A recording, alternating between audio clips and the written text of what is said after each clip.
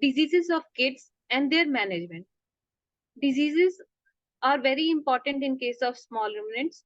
Morbidity and mortality are the two important factors which result in heavy losses in goat production and improvement programs.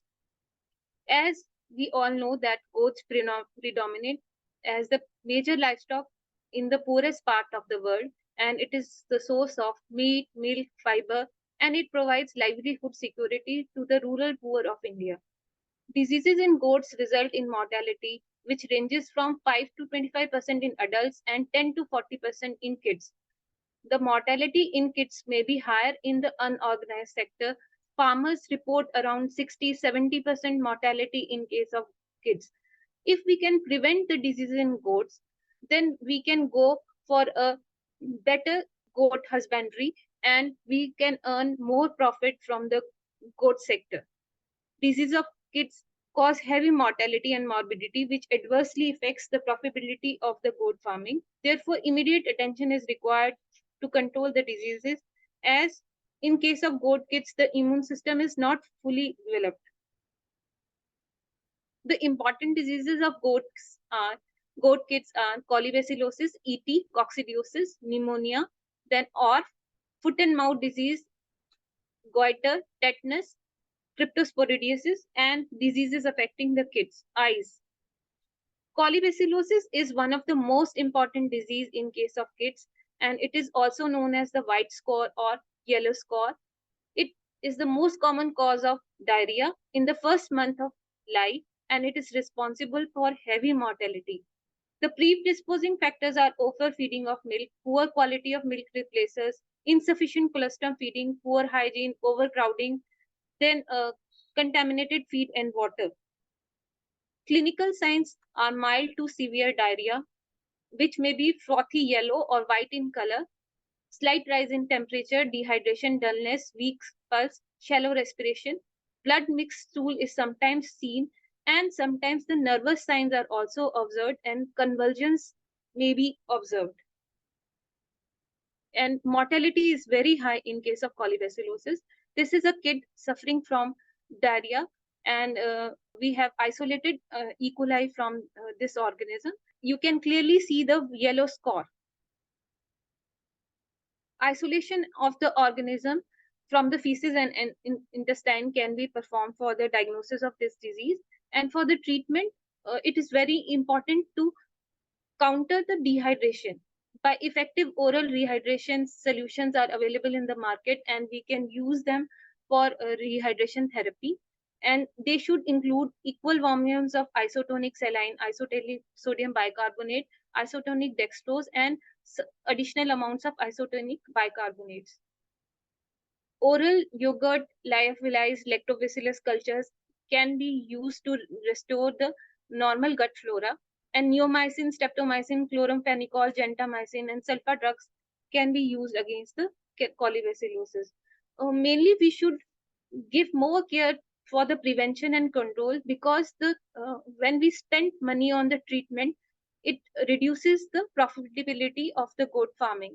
So the most important point which I want to suggest to the farmers as well as to the veterinarians is that we should give emphasis on feeding of colostrum to the neonates within the first 2 hours of birth to protect them until they develop the immunity.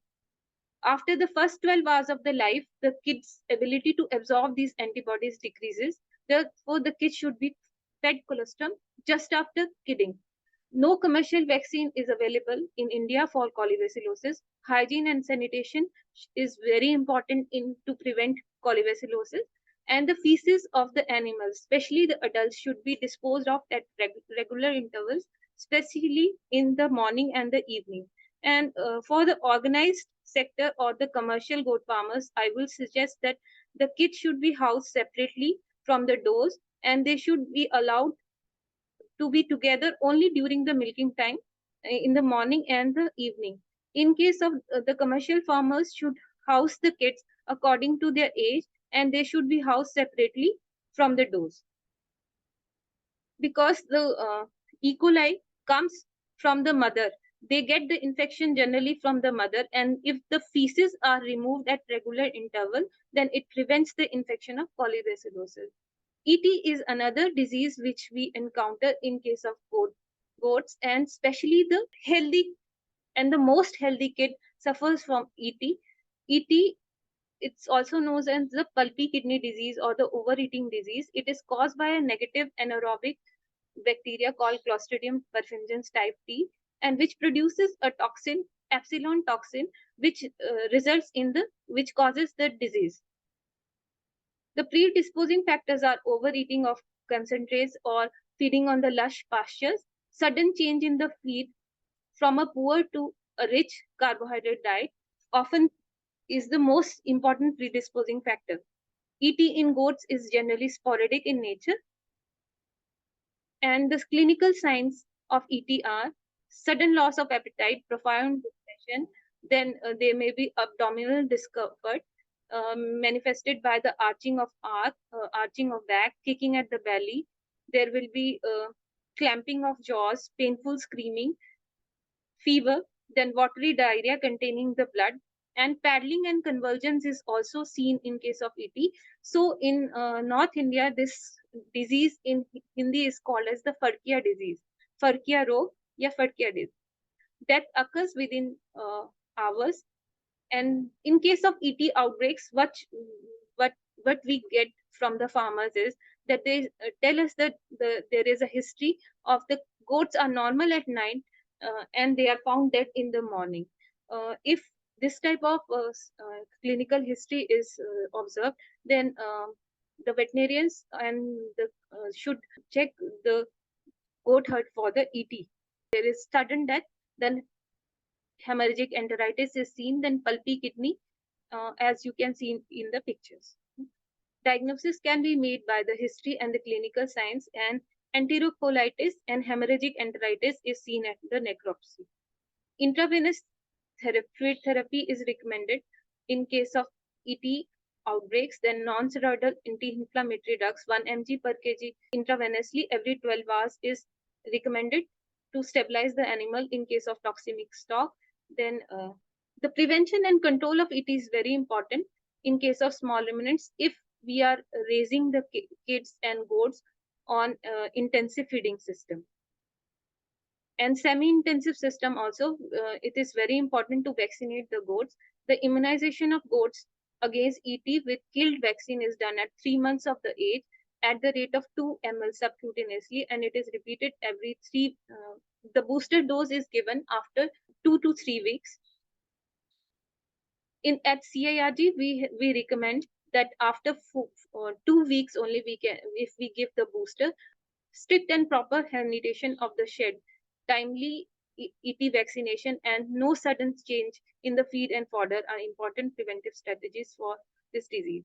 For the commercial goat farmers, I will recommend that they should not go for any sudden change in the feed. If they want to change the feed, they should gradually introduce the feed, and slowly they should increase the proportion of the feed.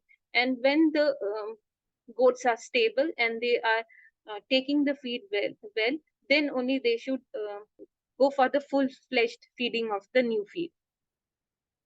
Coccidiosis is another important disease in case of small ruminants. It is caused by Amelia, and the root is fecal oral root.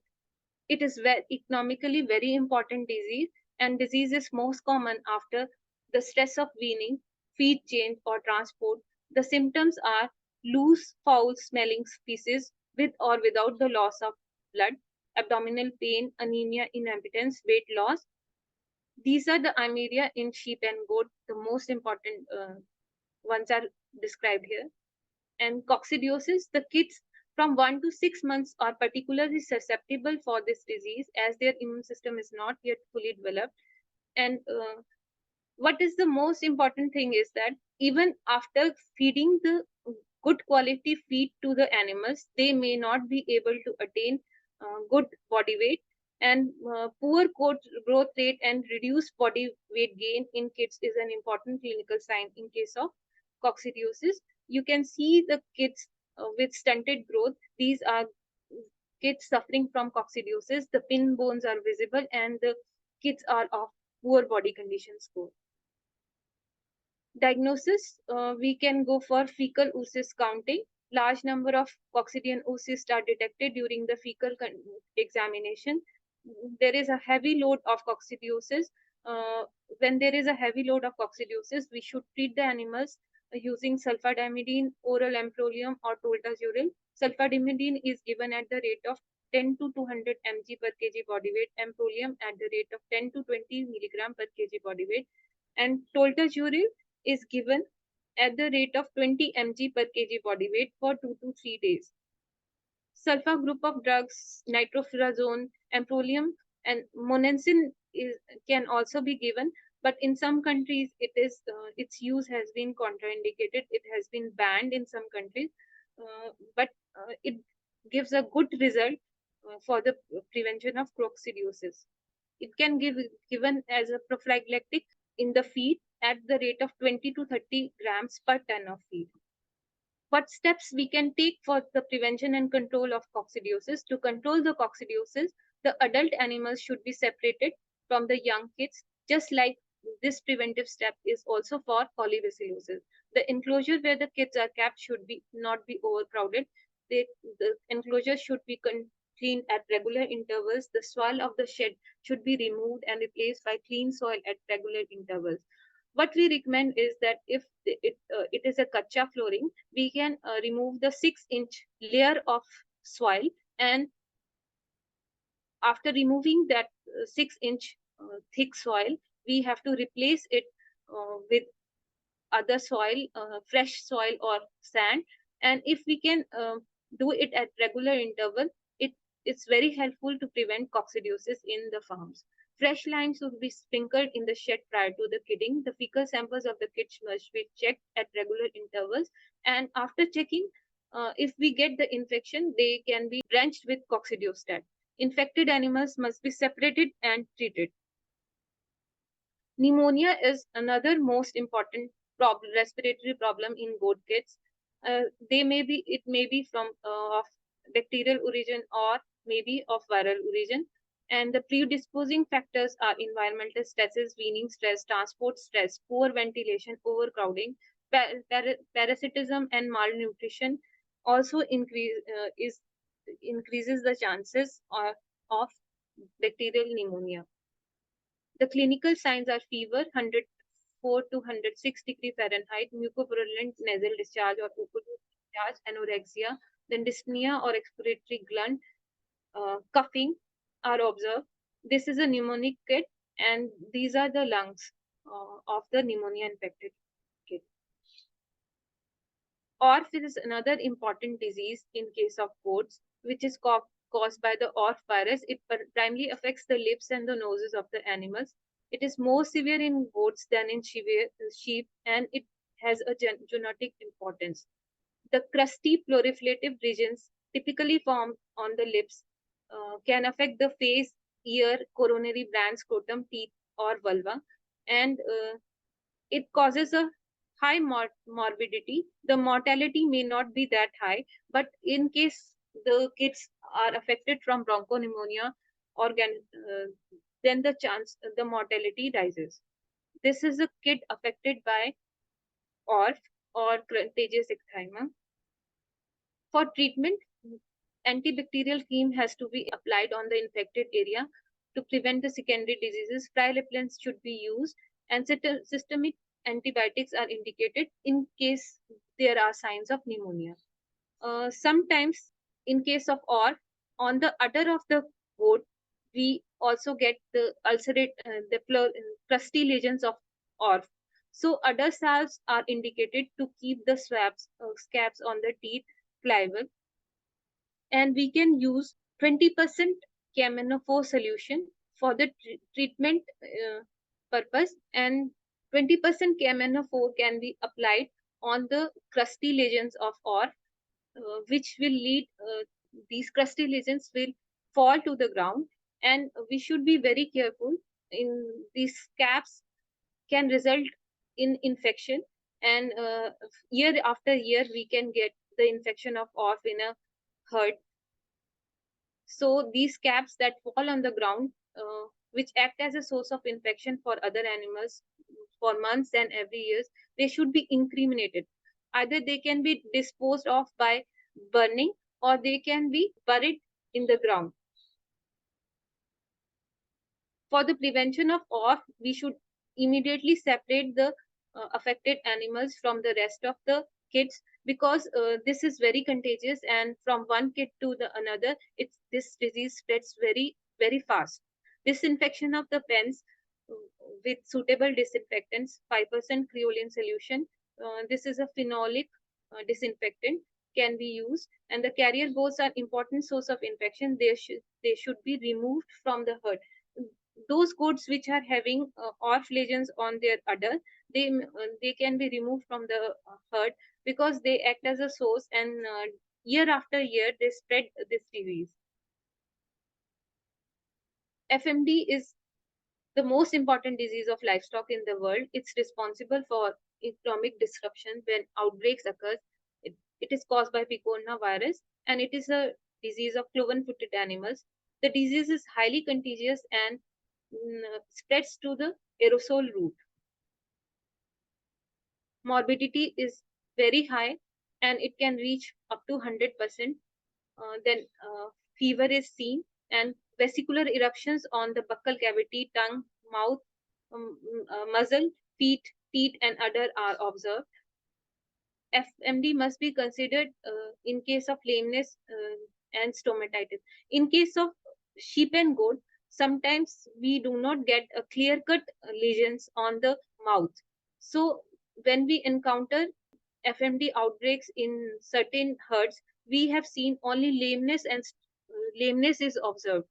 So we should check the interdigital spaces for any kind of this vesicular eruptions. In case of kids, there is a focal degeneration of the cardiac muscles, which leads to death, and it causes heavy mortality and mortality in kids. This is the tigroid heart in case of the FMD. And sometimes in few outbreaks which I observed in and around Mathura district, we have seen only lameness. No oral lesions were observed in these outbreaks. So the goats acts as a carrier or carrier, and they spread this disease to other livestock. There is no specific treatment of FMD beyond the supportive care, including the confinement, supply of soft and palatable feed, and the administration of antibiotics, analgesics, and topical antiseptic washing is given. The FMD can be controlled by restricting the animal movement, ring vaccination, regular vaccination, tissue culture inactivated FMD vaccine is available, and the animals should be vaccinated at an appropriate age, that is 3 to 4 months of age. These are the FMD vaccines available in the market. Raksha Ovac, Raksha Triovac, Raksha Biovac are FMD vaccines. Goiter is another important disease in case of sheep and goats. Iodine deficiency is widespread in the goat farms, since most of the forage consumed has a lower iodine intake, iodine levels, and they cannot satisfy the animal's requirement. The soil of the hilly regions, as well as the areas with heavy rainfall, specifically the areas of the northeastern region and hilly regions of Himachal, Uttarakhand, and JNK, where fall under this particularly deficient iodine areas, where hypothyroid goiter is a basic problem, and it is seen in these regions. And the iodine is necessary for production of the hormone thyroxine, which stimulates the growth and is important for reproduction also. The thyroid gland increases in size to absorb the available iodine from the iodine deficient soils. Specific diagnostic sign which can be seen in case of iodine deficient herds is there will be spontaneous abortion, stillbirth, and the fetus might have goiter and insufficient hair cover. You can check that these are the hairless kids born in iodine deficient herds, and there is enlargement of the thyroid gland. A simple dietary correction is enough to overcome this problem. 2% potassium iodide at the rate of 10 ml per 20 kg body weight can be given. Iodized salt is recommended in all the herds and specifically in the areas where the iodine is deficient, like high rainfall areas and hilly regions. Iodized salt should be used in the diet of the small ruminants. Care should be taken to avoid the excessive iodine supplementation to avoid any clinical problems related to the iodine toxicity.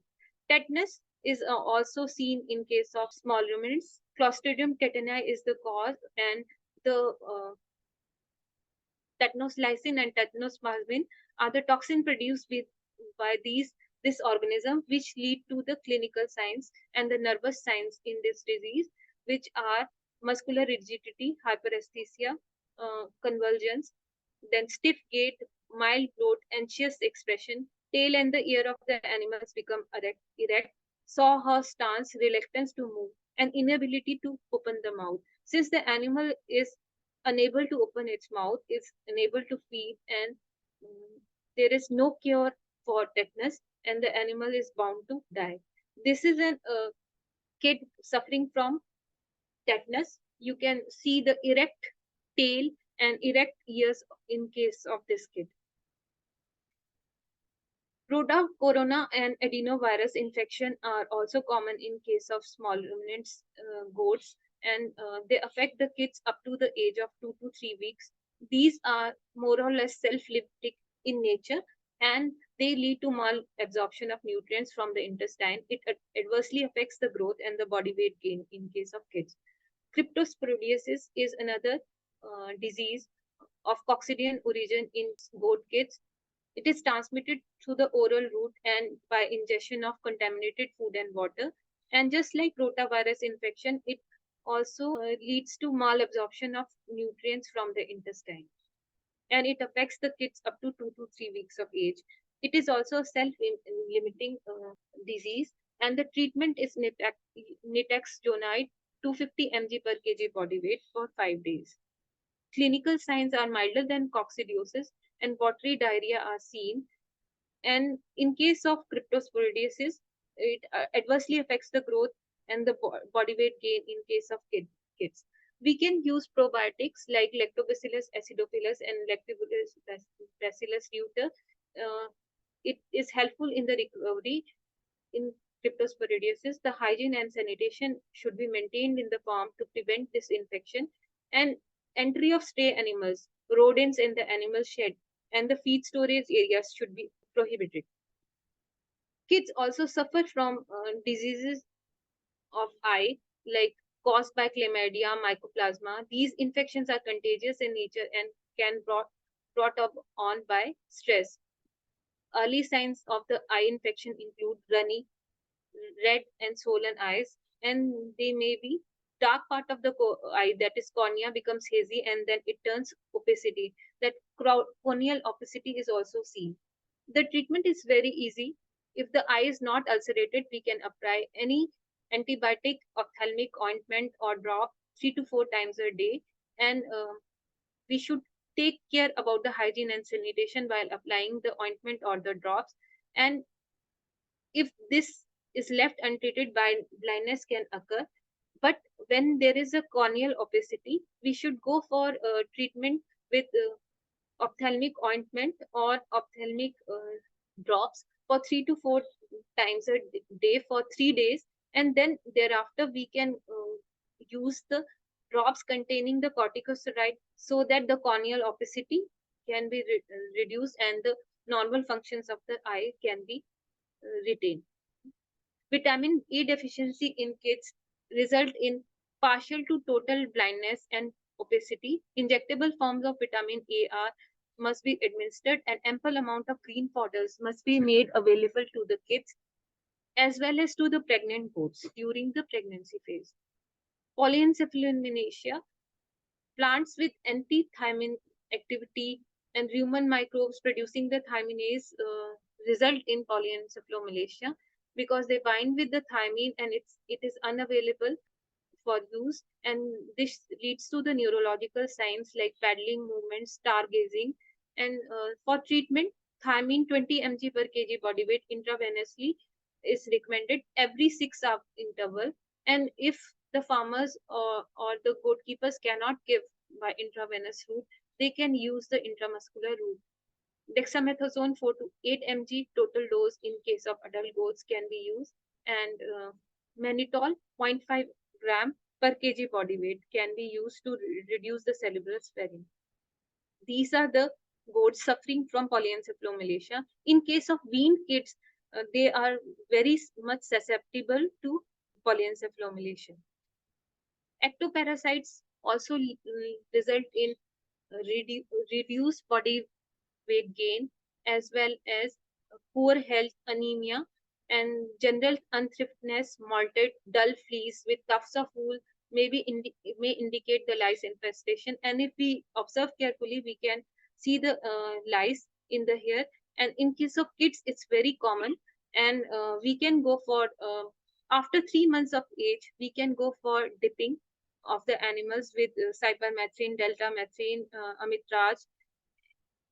Any parasital can be used, which is easily available in the market, and we should put it at 1 to 2 ml per liter of the water, and we can use as a dip. These are the parasites of the goat, and this is a kid affected with lice.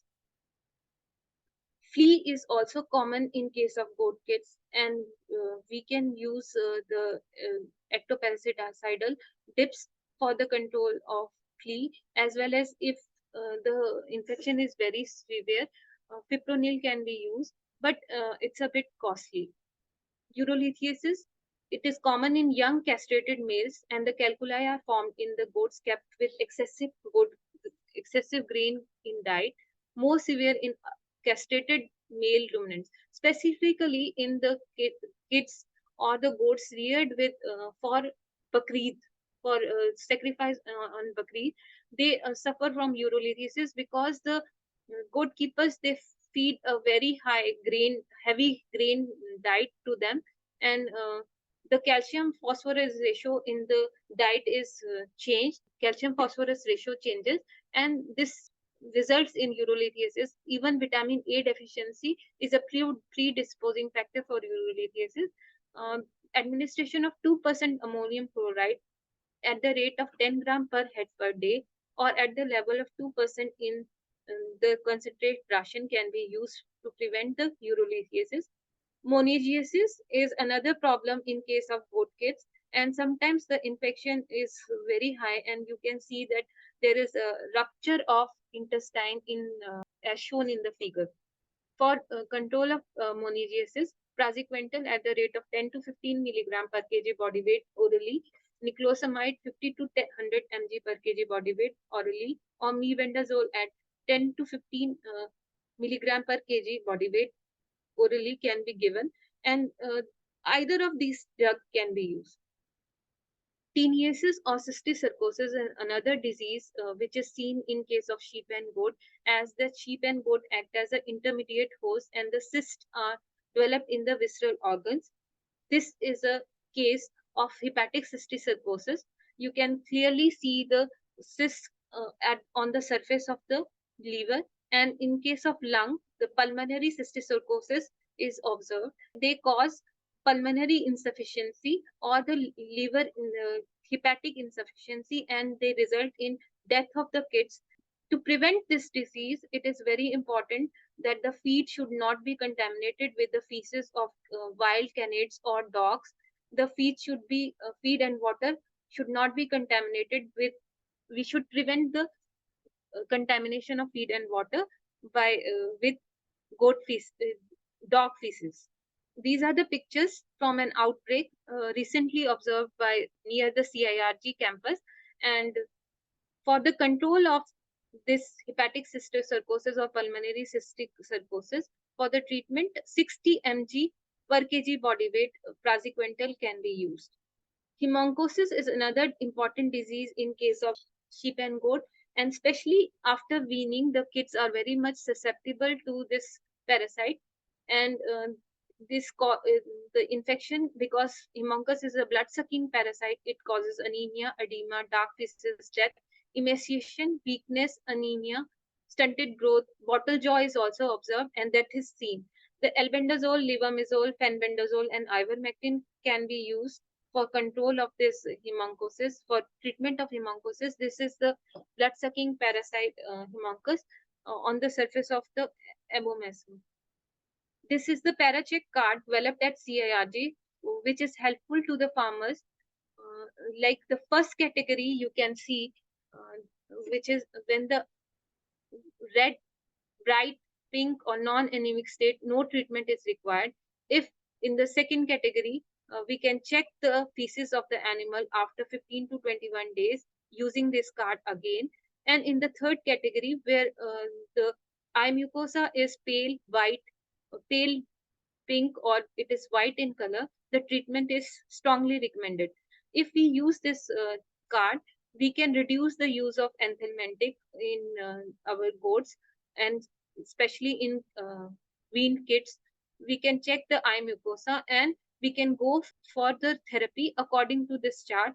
Only in the third category of animals, when the eye mucosa is pale white, pale pink, or white, or anemic, then only we should go for treatment with fenbendazole at the rate of 5 to 7.5 milligram per kg body weight, or morantal citrate at the rate of 10 milligram per kg body weight. Ivermectin can also be used at the rate of 1 ml per 50 kg body weight subcutaneously. This is the health calendar which we have developed at CIRG. If we can vaccinate, deep, and deworm the animals at proper interval and proper time and proper age, we can prevent the diseases in the kids, and we can gain more profit from the goat farming. This is the preventive health calendar for which we have developed for the benefit of the farmers. Like you can clearly see that the upper circle is we can rotate, and from this you can see that if the kid is born on 1st January, the first vaccination which we have to administer is the PPR vaccination at 1st April, and after 15 days we have to go for ET vaccine. Booster vaccine has to be given after 15 days. The FMD vaccine after 15 days, that is like on 15th May. And if the kid is born on 1st January, the goat pox vaccination has to be given on 1st June. The deworming and the dipping at proper interval during the year can prevent the losses from these parasitic diseases. We have to dip the animals prior to the rainy season. We have to deworm the animals prior to the rainy season. That is in the month of June, around 10 to 15th June, we can deworm the animals. And after the end of the rainy season, that is in and around the September, end of the September or October 1st week, we can deworm the animals again. For dipping, prior to winter season, start of the winter season, like around 15 to 20th October, we can dip the animal. And after the ending of the winter season, around 1st to 5th March, we can dip the animals again. If we dip and deworm animals at the proper time, then we can control the parasitic diseases, and the losses which are caused by the parasitic diseases, we can prevent them, and we can at least reduce them. This is the preventive health calendar developed for the goats, and this is it is easy to be used, and the farmers can easily use it and deworm and vaccinate their animals at the appropriate age and appropriate time of the year.